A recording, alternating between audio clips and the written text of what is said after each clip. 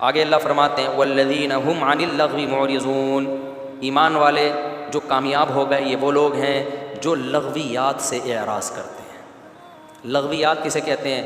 ہر وہ کام جس کا نہ دین میں کوئی فائدہ اور نہ دنیا کا کوئی فائدہ، ایویں ہی بیٹھا ہوا ہے، بس ایویں ہی ٹائم پاس کرنے کے لیے کوئی تلاش کر رہا ہے۔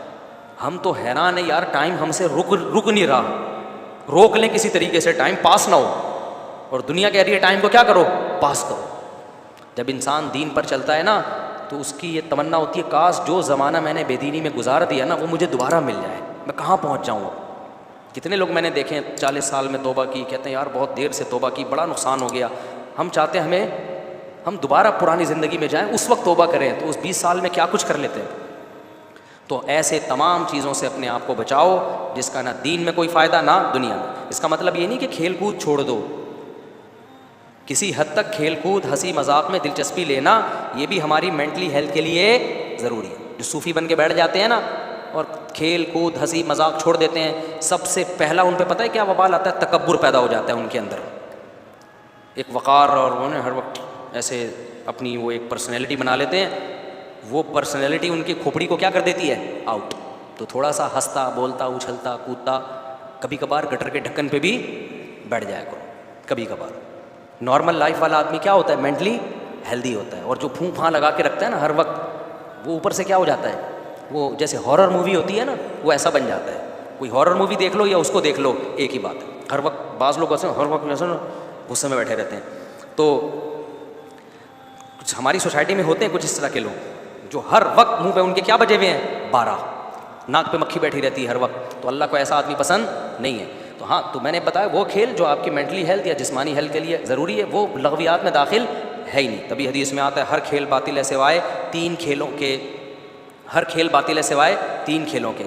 خوب سمجھ لو یہ مسئلہ، جب بھی حدیث میں آتا ہے نا 3 چیزوں کے 4 چیزوں کے، تو اس سے عدد مراد نہیں ہوتا، یہ صرف آپ کو یاد کرانے کے لیے کہ جو بھی ان 3 جیسے ہوں گے وہ بھی اسی میں داخل ہے۔ تو ان 3 کھیلوں میں نبی نے گھڑ سواری، تیر اندازی اور اپنی زوجہ کے ساتھ ملاعبہ، گپ شپ لگانا، باتیں کرنا، بیوی کے ساتھ بیٹھ کے ٹائم ویسٹ بھی کرو گے نا گپ شپ میں تو اللہ کی نظر میں وہ ویسٹنگ میں شمار نہیں ہوگا، کیونکہ تعلق بڑھتا ہے۔ بیگم سے کیا آدمی بیٹھ کے کیسے ایسی باتیں کرے، پھٹا ہو جائے گا، وہ پی ٹی آئی کے نکلی آپ جے یو آئی کے نکلے، کیا خیال ہے؟ تو ادھر ادھر کی پھینکے گا، لمبی لمبی بیٹھ کے باتیں کرے گا۔ تو اب خوب حدیث مزاج نبوت سمجھو۔ ایک اہل حدیث عالم تھے میرے ساتھ، ٹی وی میں بیٹھے ہوئے تھے، وہ مجھے کہنے لگے کہ ایصال ثواب کا سوال پوچھا گیا۔ میں نے کہا جائز ہے ایصال ثواب، قرآن پڑھ کے بھی ثواب پہنچا سکتے ہیں، صدقہ کر کے بھی پہنچا سکتے ہیں۔ انہوں نے فوراً حدیث پیش کی کہ بھئی نبی صلی اللہ علیہ وسلم نے فرمایا صرف 3 چیزیں ہیں، صدقہ جاریہ، علم ینتفع بہ، او ولد صالح یدعو لہ۔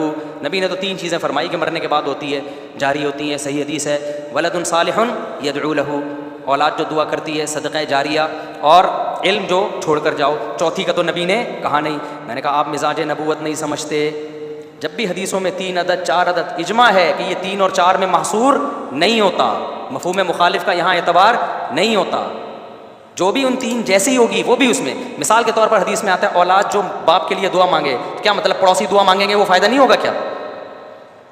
نہیں ہے میرا خیال ہے بات سمجھ میں۔ صحابی کا انتقال ہو گیا، انہوں نے کہا یا رسول اللہ میں اپنے والد کے لیے کنواں صدقہ کرنا چاہتی ہوں، یہ والدہ کے لیے یا والد کے لیے؟ ان امی توفیت عنی افاتصدق عنہا، میری ماں کا انتقال ہو گیا، میں کیا صدقہ کروں؟ آپ نے فرمایا ہاں۔ تو صدقہ کی اجازت دی جا رہی ہے نا، تو یہ صدقہ ایک نیکی ہے، اب یہ منحصر صدقے میں نہیں ہے، نیکی ہے۔ اس کا مطلب کوئی بھی نیکی ماں باپ کو پہنچائی جا سکتی ہے۔ صدقہ تو ایک ایگزامپل ہے، ایک مثال ہے۔ اسلام قیامت تک کے لیے آیا ہے نا، تو مثالوں سے کلیات سمجھائے گا، ایک ایک چیز کان پکڑ کے نہیں سمجھائے گا کہ یہ بھی جائز ہے، یہ بھی جائز ہے، یہ بھی جائز ہے، یہ بھی جائز ہے۔ اصول اور ضابطے بتا دیے ہیں۔ بھائی صدقہ کا ثواب کیوں مل رہا ہے؟ یہ کیسی بات ہے کہ صدقے کا تو ملے کوئی اور نیکی کا نہ ملے؟ اس میں اللہ میاں کو کیوں اتنا چھوٹا ظرف کر رہے ہو بھائی اللہ میاں کا؟ ہاں ایک سوال پیدا ہوتا ہے کہ اگر یہ قرآن پڑھ کے بخشنا یا ثواب پہنچانا، یہ بخشنا کا لفظ نا تھوڑا سا جاہلانہ سا لفظ ہے، ایصال ثواب اچھا لفظ ہے۔ اگر یہ جائز ہوتا تو صحابہ نے کیا ہوتا، صحابہ سے تو ثابت نہیں ہے۔ تو خوب سمجھ لو، انفرادی عمل کسی نے کیا ہو، دل میں نیت کر لی کہ اس کا ثواب فلاں کو پہنچے، اس کا ثبوت تلاش کرنا ایک عبث کام ہے، کیونکہ یہ دل کی کیفیت کا نام ہے۔ کون کس کے لیے نیکی کر رہا تھا، کون نہیں کر رہا تھا، یہ دل کا چیز ہے نا، یہ کہاں پتہ چلے گا ہمیں؟ تو کیسے پتہ چلے گا کہ کسی صحابی نے کیا کہ نہیں کیا؟ یہ تو دل میں نیت تھی، کر لیا کوئی بھی نیکی۔ ہاں اجتماعی طور پر اگر کسی صحابی نے کسی کے لیے کیا ہوتا وہ ثابت ہوتا، کیونکہ اجتماعی عمل سب کو نظر آتا ہے، نیتیں نظر نہیں آتی. اسی وجہ سے ہم کہتے ہیں اجتماعی قرآن خوانی ایصال ثواب کے لیے بدعت ہے، کیونکہ اگر یہ ثابت ہوتی تو منقول ہوتی. سمجھتے ہو کہ نہیں سمجھتے ہو؟ اگر اجتماعی قرآن خوانی مرحوم کے لیے ثابت ہوتی تو کہیں تو ثابت ہوتا کہ صحابہ نے تمبو لگایا، لوگوں کو بلایا، قرآن پڑھا، بخشا. کہیں بھی ثابت نہیں ہے. اس کا مطلب ایصال ثواب اجتماعی طور پہ ثابت، چپ رہ گئے آپ لوگ، نہیں ہے. تو جو مرحوم دنیا سے جایا کرے نا، سب سے بہتر تو وہ کیا کرو جو منسوس ہے. منسوس ہے صدقہ. سب سے بہتر طریقہ ایصال ثواب کا کیا ہے؟ صدقہ کرو. اس کے بعد دوسرے نمبر پہ کوئی بھی نیکی کرنا چاہو، کیونکہ وہ اختلافی مسئلہ ہے، صدقہ میں اختلاف نہیں ہے. لیکن اجتماعی طور پر کچھ بھی نہ کیا کرو، اجتماعی عمل ثابت نہیں ہے، یہ بدعت ہے.